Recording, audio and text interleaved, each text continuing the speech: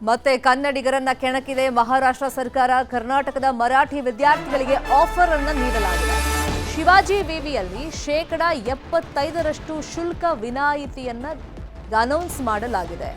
ಹಿಂದೆ ಉದ್ಯೋಗದ ವಿಷಯವಾಗಿ ಇದೇ ತರ ಆಫರ್ಗಳನ್ನು ಕೊಟ್ಟಾಗಲೂ ಕೂಡ ತೀವ್ರ ರೀತಿಯಲ್ಲಿ ಕನ್ನಡಿಗರಿಂದ ಆಕ್ರೋಶ ವ್ಯಕ್ತವಾಗಿತ್ತು. ಈಗ ವಿದ್ಯಾರ್ಥಿಗಳಿಗೆ ಶುಲ್ಕದಲ್ಲಿ ಶಿವಾಜಿ ವಿವಿಯಲ್ಲಿ 75% ವಿನಾಯಿತಿಯನ್ನ ನೀಡಲಾಗ್ತಾ ಇದೆ. ಮಹಾರಾಷ್ಟ್ರದಿಂದ ಅನೌನ್ಸ್ ಆಗಿರೋದು. ಮಹಾರಾಷ್ಟ್ರದ ಕೊಲ್ಹಾಪುರದಲ್ಲಿ ಈ ಶಿವಾಜಿ ವಿವಿ ಇದೆ. ಗಡಿ ಭಾಗದ 165 ಗ್ರಾಮಗಳ ವಿದ್ಯಾರ್ಥಿಗಳಿಗೆ ಆಫರ್ ಅನ್ನ ನೀಡಲಾಗಿದೆ. ಶುಲ್ಕದ ಜೊತೆಗೆ ಉಚಿತ ಹಾಸ್ಟೆಲ್ ಸೌಲಭ್ಯದ ಆಮಿಷವನ್ನು ಒಡ್ಡಲಾಗ್ತಾ ಇದೆ.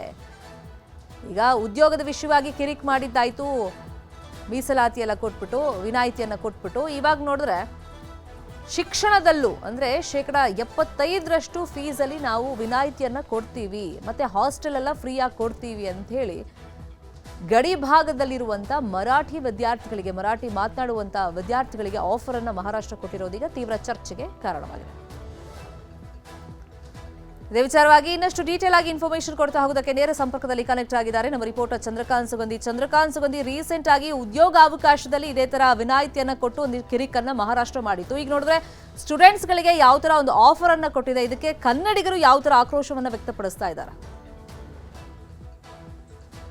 ಶರ್ಮಿತಾ ಶೆಟ್ಟಿ, ಬೆಳಗಾವಿ ಗಡಿ ಭಾಷೆ ಮತ್ತು ವಿಚಾರ ಇಟ್ಕೊಂಡು ಮಹಾರಾಷ್ಟ್ರ ಮತ್ತು ಅಲ್ಲಿನ ಸರ್ಕಾರ ಸದಾ ಕಿರಿಕನ ಮಾಡುತ್ತೆ. ಇತ್ತೀಚೆಗೆ ಏನು ಗ್ರಾಮ ಲೆಕ್ಕಾಧಿಕಾರಿಗಳ ನೇಮಕಾತಿಯಲ್ಲಿ ಬೆಳಗಾವಿ ಗಡಿ ಭಾಗದ ಯುವಕರಿಗೆ ಆದ್ಯತೆಯನ್ನು ಮಹಾರಾಷ್ಟ್ರ ಸರ್ಕಾರ ಕೊಟ್ಟಿತ್ತು. ಇದೀಗ ಮತ್ತೊಂದು ಖ್ಯಾತಿಯನ್ನು ಆರಂಭಿಸಿದೆ. ಕೊಲ್ಹಾಪುರದಲ್ಲಿರ್ತಕ್ಕಂಥ ಶಿವಾಜಿ ಯೂನಿವರ್ಸಿಟಿ ಏನಿದೆ, ಯೂನಿವರ್ಸಿಟಿಯಲ್ಲಿ ಬೆಳಗಾವಿಯ ಗಡಿ ಭಾಗದ ವಿದ್ಯಾರ್ಥಿಗಳು ಒಂದು ವೇಳೆ ಅಡ್ಮಿಷನ್ ಪಡೆದ್ರೆ ಅವರಿಗೆ 75% ರಿಯಾಯಿತಿ, ಅಂದರೆ ಫೀಸ್ನಲ್ಲಿ ರಿಯಾಯಿತಿ, ಜೊತೆಗೆ ಉಚಿತ ಹಾಸ್ಟೆಲ್ ನೀಡುವ ಭರವಸೆಯನ್ನು ಕೊಟ್ಟಿದೆ. ಇದು ಕೇವಲ ಎಲ್ಲ ಕನ್ನಡಿಗರಿಗೆ ಅಲ್ಲದೆ ಕೇವಲ ಗಡಿ ವಿವಾದ ಇರತಕ್ಕಂಥ 165 ಗ್ರಾಮಗಳ ವಿದ್ಯಾರ್ಥಿಗಳಿಗೆ ಮಾತ್ರ ಇದು ಅನ್ವಯ ಆಗುತ್ತೆ. ಹೀಗಾಗಿ ಇದು ಸಾಕಷ್ಟು ಚರ್ಚೆಗೆ ಗ್ರಾಸವಾಗಿದೆ. ಈ ನಿಟ್ಟಿನಲ್ಲಿ ಬೆಳಗಾವಿಯಲ್ಲಿ 3 ಕಡೆಗಳಲ್ಲಿ ಕಾರ್ಯಾಗಾರ ಮಾಡೋಕ್ಕೂ ಕೂಡ ಯೂನಿವರ್ಸಿಟಿ ಪ್ರಕಟಣೆಯನ್ನು ಹೊರಡಿಸಿದೆ. ಮತ್ತೊಂದು ಕಡೆ ಏನು ಅಂದ್ರೆ ಇಲ್ಲಿನ ವಿದ್ಯಾರ್ಥಿಗಳು ಯಾರು ಹೋಗ್ತಾರೆ ಅವರಿಗೆ ರೆಡ್ ಕಾರ್ಪೆಟ್ ಅನ್ನ ಶಿವಾಜಿ ಯೂನಿವರ್ಸಿಟಿ ಹಾಕಕ್ಕೆ ಮುಂದಾಗಿದೆ. ಸಾಕಷ್ಟು ಆಕ್ರೋಶಕ್ಕೆ ಕಾರಣವಾಗಿದೆ. ಇತ್ತೀಚೆಗೆ ಬೆಳಗಾವಿಯಲ್ಲಿ ಸ್ಮೃತಿ ಭವನ ನಿರ್ಮಾಣ ಮಾಡಿ ಕನ್ನಡಿಗರ ವಿರುದ್ಧ ಹೋರಾಟ ಮಾಡಿದವರ ಹುತಾತ್ಮರ ಅಂತ ಹೇಳಿ ಬಿಂಬಿಸಲು MES ಯತ್ನ ಮಾಡಿತ್ತು. ಯತ್ನ ವಿಫಲವಾದ ಬೆನ್ನಲ್ಲೇ ಮತ್ತೊಂದು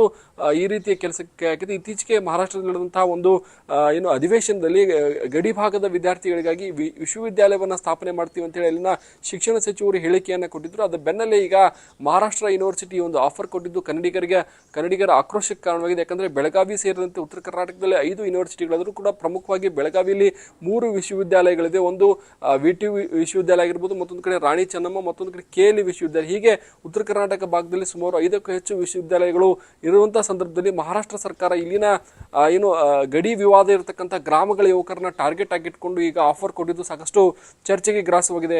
ಶರ್ಮಿತಾ ಶೆಟ್ಟಿ, ಈಗ ನಮ್ಮ ರಾಜ್ಯದಲ್ಲೇ 3 ಕಡೆ ಕಾರ್ಯಾಗಾರ ಅಂತ ಫಿಕ್ಸ್ ಮಾಡ್ಕೊಂಡಿದ್ದಾರೆ. ಮತ್ತೆ ಶೈಕ್ಷಣಿಕವಾಗಿ ಇಷ್ಟೆಲ್ಲ ವಿನಾಯಿತಿಯನ್ನ ಕೊಡ್ತಿರೋದ್ರಿಂದ ಕರವೇ ಅಂತೂ ನಾವು ಉಗ್ರ ಹೋರಾಟದ ಪ್ರತಿಭಟನೆ ಮಾಡ್ತೀವಿ ಅಂತ ಎಚ್ಚರಿಕೆ ಕೊಟ್ಟಿದೆ. ಆ ಭಾಗದ ರಾಜಕಾರಣಿಗಳ ವಿಷಯವಾಗಿ ಏನು ಮಾತಾಡ್ತಾ ಇಲ್ವಾ? ಶರ್ಮಿತಾ ಶೆಟ್ಟಿ, ಬೆಳಗಾವಿ ಗಡಿ ವಿಚಾರವಾಗಿ ಮಹಾರಾಷ್ಟ್ರ ಸರ್ಕಾರ ಏನು ಇತ್ತೀಚಿನ ದಿನಗಳಲ್ಲಿ ನಿಲುವನ್ನ ಏನು ತೀವ್ರಗೊಳಿಸಿದೆ. ಬೆಳಗಾವಿ ವಿಚಾರವನ್ನ ಮಹಾರಾಷ್ಟ್ರದಲ್ಲಿ ತೀವ್ರವಾಗಿ ಅದು ಮಾಡ್ತಕ್ಕಂಥದ್ದು. ಅಲ್ಲಿ 2 ಗಡಿ ಉಸ್ತುವಾರಿ ಸಚಿವರನ್ನ ನೇಮಕ ಮಾಡಿ ಮಹಾರಾಷ್ಟ್ರ ಕರ್ನಾಟಕ ನಡುವಿನ ಗಡಿ ವಿವಾದವನ್ನು ಸುಪ್ರೀಂ ಕೋರ್ಟ್ನಲ್ಲಿ ಪ್ರಬಲವಾಗಿ ಮಂಡಿಸುವುದು ಮತ್ತು ಕೋರ್ಟ್ ಒಳಗೆ ಹೊರಗೆ ಹೋರಾಟವನ್ನು ತೀವ್ರಗೊಳಿಸಿದ್ದಾರೆ. ಕರ್ನಾಟಕ ಸರ್ಕಾರ ಈ ನಿಟ್ಟಿನಲ್ಲಿ ಮೌನ ವಹಿಸಿರ್ತಕ್ಕಂಥದ್ದು. ಇದುವರೆಗೂ ಕೂಡ ಯಾವುದೇ ಗಡಿ ಉಸ್ತುವಾರಿ ಸಚಿವರನ್ನ ಕರ್ನಾಟಕ ಸರ್ಕಾರ ನೇಮಕ ಮಾಡಿಲ್ಲ. ಇದು ಮುಂದೊಂದು ದಿನ ಕರ್ನಾಟಕಕ್ಕೆ ಮುಳುವಾಗಲಿದೆ ಅಂತೇಳಿ ಕನ್ನಡ ಪರ ಹೋರಾಟಗಾರರು ಎಷ್ಟೇ ಎಚ್ಚರಿಸಿದ್ರು ಕೂಡ ಸರ್ಕಾರ ಈ ನಿಟ್ಟಿನಲ್ಲಿ ಯಾವುದೇ ರೀತಿ ಕ್ರಮವನ್ನು ಕೈಗೊಳ್ತಾ ಇದ್ದಾರೆ. ಪದೇ ಮಹಾರಾಷ್ಟ್ರ ಪ್ರತಿಯೊಂದು ವಿಚಾರದಲ್ಲೂ ಕೂಡ ಈ ರೀತಿ ಖ್ಯಾತಿಯನ್ನ ತೆಗಿತಾ ಇದ್ರು ಕೂಡ ಕರ್ನಾಟಕದಿಂದ ಯಾವುದೇ ರೀತಿ ಪ್ರತ್ಯುತ್ತರ ಇದುವರೆಗೂ ನೀಡಲಾಗಿಲ್ಲ. ಶರ್ಮಿತಾ ಶೆಟ್ಟಿ, ಕಾದೋಣ ಮುಂದಿನ ಬೆಳವಣಿಗೆ. Thank you so much Chandrakant Sugandhi ತಮ್ಮೆಲ್ಲ ಇನ್ಫಾರ್ಮೇಶನ್ಗೆ. ನೋಡಿ, ಉದ್ಯೋಗ ದೃಷ್ಟಿಯಿಂದ ಮತ್ತೆ ಶೈಕ್ಷಣಿಕವಾಗಿ ಒಂಥರ ನಮ್ಮ ವೀಕ್ನೆಸ್ ಅನ್ನೇ ಗಡಿ ಭಾಗದ ಕನ್ನಡ ಮರಾಠಿ ಭಾಷಿಕರನ್ನ ಸೆಳೆಯುವಂತ ಪ್ರಯತ್ನವನ್ನ ಮಹಾರಾಷ್ಟ್ರ ಈ ರೀತಿ ಮಾಡ್ತಾ ಇದೆ. ಆಫರ್ಗಳನ್ನ ಕೊಡೋದು, ವಿನಾಯಿತಿಯನ್ನ ಕೊಡೋದು.